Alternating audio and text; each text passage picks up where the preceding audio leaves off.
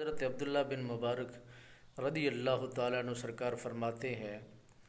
جب میرے حالات کچھ اس طرح کے ہوئے کہ حالات ناساز ہوئے، طبیعت بہت زیادہ خراب ہوئی، تو جو میرے پاس مال و متاع تھا میں نے اللہ کی راہ میں اس کا صدقہ دینے کے لیے تیاری کر لی، اور فقراء، مساکین اور درویشوں پر خرچ کرنے کے لیے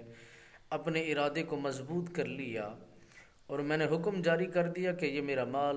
لوگوں میں تقسیم کر دیا جائے، حقداروں تک پہنچا دیا جائے، اور اللہ کا مال اللہ کی مخلوق پر بانٹ دیا جائے۔ تو میرے بیٹھنے والے سرانے پہ اور میرے ساتھ ہی میرے مرید نے سوال اٹھایا، حضور آپ ایک بہت بڑے نیکوکار متقی ہیں، آپ کی 3 بیٹیاں بھی ہیں، ان کا بھی حق موجود ہے، تو آپ یہ سارا مال و متاع زمانے میں تقسیم کروا رہے ہیں، پھر ان کی کیا دیکھ بھال میں کیا چھوڑ رہے ہیں؟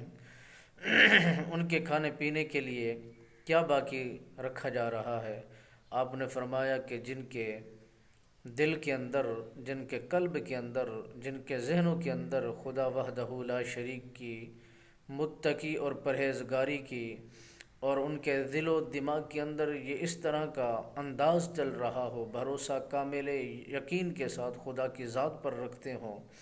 تو پھر انہیں عبداللہ کی ضرورت نہیں ہے، زمانے کی ضرورت نہیں ہے، جہانداروں کی ضرورت نہیں ہے، پھر وہاں انسانوں کی ضرورت نہیں ہے۔ ان کے دلوں کے اندر خدا وحدہ لا شریک کا جو بھروسہ ہے وہ پختہ ہے،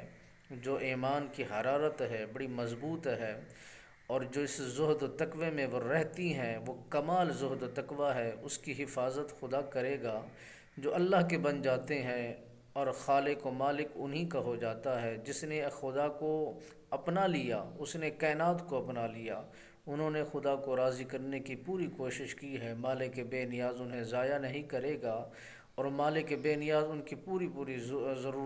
ضروریات کو پورا کرے گا۔ وہ کریم رب ہے، وہ رحیم رب ہے، رب رحمان ہے۔